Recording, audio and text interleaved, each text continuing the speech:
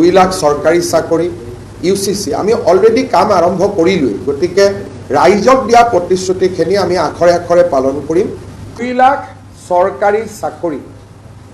আমি কি ধৰণে কেনেকৈ দিব পাৰিম এই বিষয়ে সিদ্ধান্ত ল'বৰ কাৰণে মুখ্য সচিবৰ অধীনত এটা টাস্ক ফোৰ্স গঠন কৰি দিছে আৰু 3 মাহৰ ভিতৰত এই টাস্ক ফোৰ্সে ৰিপৰ্ট দিব যে কেনেকৈ অহা 5 বছৰত আমি 2 লাখ চৰকাৰী চাকৰি দিব পাৰোঁ অৰ্থাৎ মুখ্য সচিব ডাঙৰীয়াই প্ৰতিটো বিভাগৰ লগত কথা পাতি চৰকাৰী বা চৰকাৰৰ দ্বাৰা নিয়ন্ত্ৰিত বিভিন্ন কৰ্পোৰেশ্যন আমাৰ বিশ্ববিদ্যালয় 6 শিডিউলৰ কাউন্সিল এই গোটেইবিলাকত মিলি অহা 5 বছৰত আমি কেনেকৈ 2 লাখ যুৱক যুৱতীক চৰকাৰী চাকৰি দিব পাৰোঁ তাৰ বিষয়ে প্ৰতিবেদন এখন দিবৰ কাৰণে মুখ্য সচিব ডাঙৰীয়াৰ অধীনত এটা টাস্ক ফোৰ্স গঠন কৰি দিছে যাতে আমি আমাৰ যেটো অসমৰ যুৱক যুৱতীসকলকে যি প্ৰতিশ্ৰুতি আছিল তাক যাতে আমি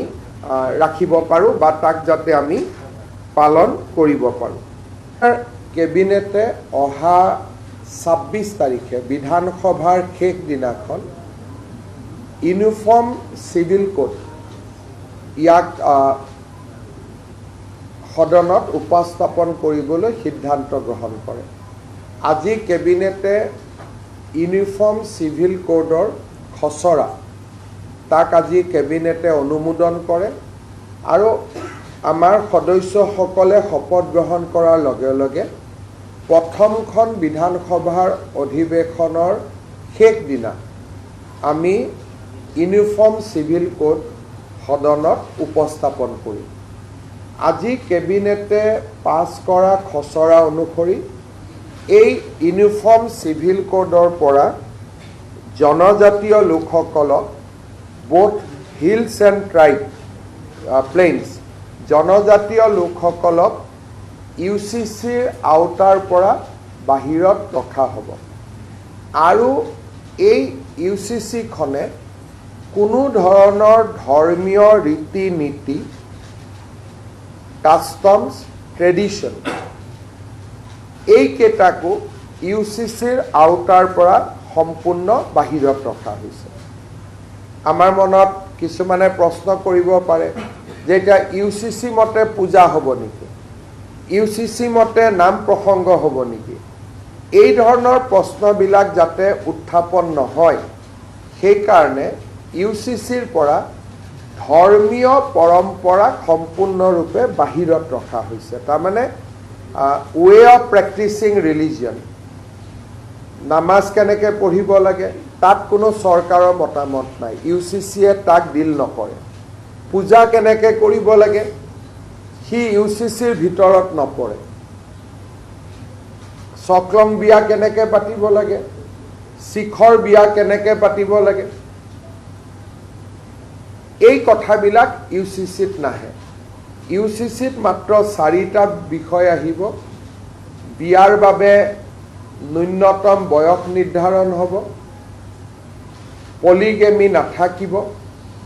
সম্পত্তিৰ অধিকাৰৰ ওপৰত থাকিব যে ছোৱালীয়ে সম্পূৰ্ণ অধিকাৰ পাব পাৰিব লিভ ইন ৰিলেশ্যনশ্বিপৰ ওপৰত থাকিব এই ধৰণে ধৰ্মীয় পৰম্পৰাক কোনো ধৰণে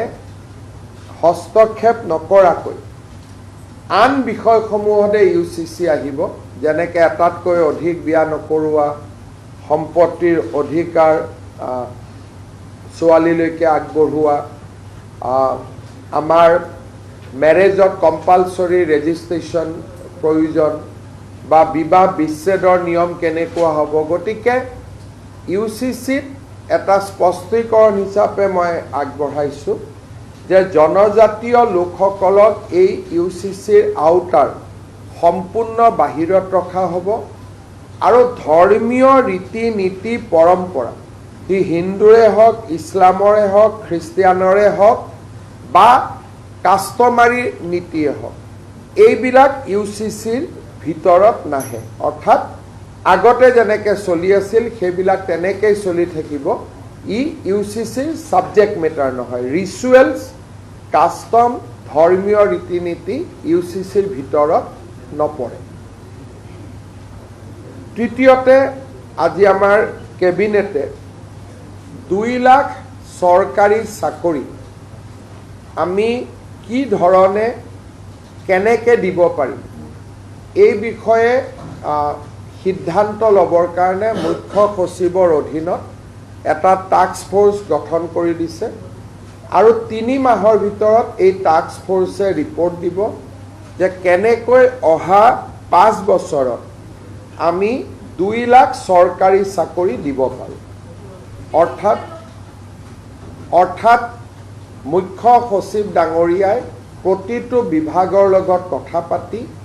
চৰকাৰী বা চৰকাৰৰ দ্বাৰা নিয়ন্ত্ৰিত বিভিন্ন কৰ্পোৰেশ্যন আমাৰ বিশ্ববিদ্যালয় 6 শিডিউলৰ কাউন্সিল এই গোটেইবিলাকত মিলি অহা 5 বছৰত আমি কেনেকৈ 2 লাখ যুৱক যুৱতীক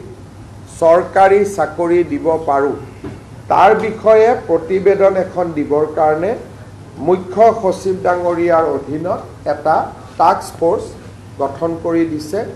যাতে আমি আমাৰ যেটো অসমৰ যুৱক যুৱতী সকলকে যি প্ৰতিশ্ৰুতি আছিল তাক যাতে আমি ৰাখিব পাৰোঁ বা তাক যাতে আমি পালন কৰিব পাৰোঁ আজি আমাৰ কেবিনেটে ডক্টৰ ভূপেন হাজৰিকাৰ জন্ম জয়ন্তী সমাৰোহৰ সামৰণি অনুষ্ঠান অহা 8 ছেপ্টেম্বৰ তাৰিখে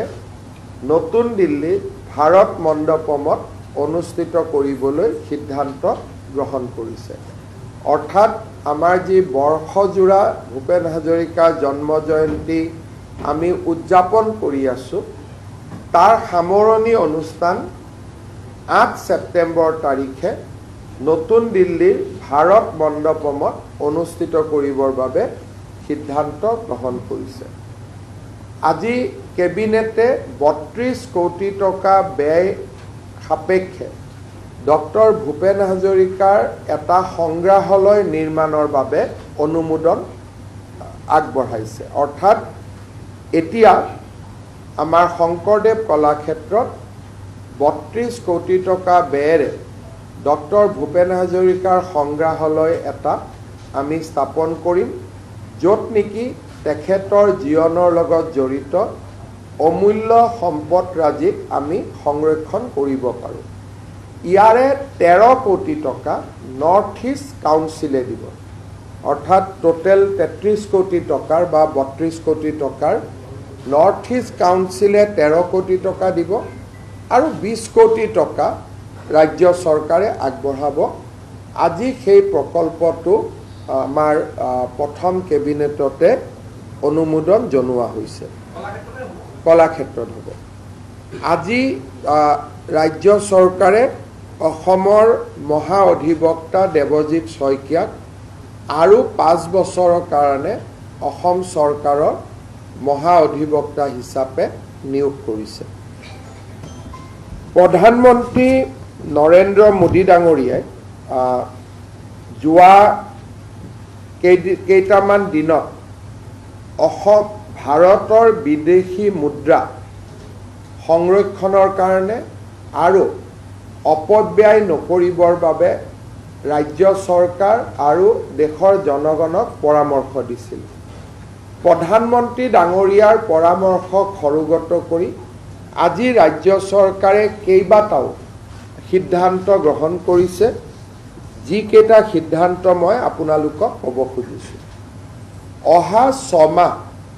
অসম চৰকাৰে কোনো নতুন গাড়ী মটৰ ক্ৰয় নকৰে অৰ্থাৎ নতুন মন্ত্ৰীসকলকো অহা 6 মাহলৈকে নতুন গাড়ী দিয়া নহ'ব আমাৰ বৰ্তমান যি পুৰণা গাড়ী আছে আমি সেই গাড়ীয়েদি আমাৰ কাম চলাব লাগিব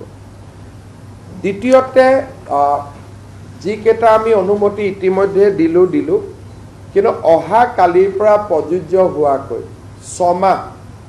কোনো চৰকাৰী বিষয়া নিজৰ খৰচতো বিদেশ ভ্ৰমণ নকৰিব। বহুত সময়ত মানুহে কয়, এজন অফিচাৰে কয় যে মই হলিডেত যাব খুজিছোঁ থাইলেণ্ড, ছিংগাপুৰ, আৰু আমি এইটো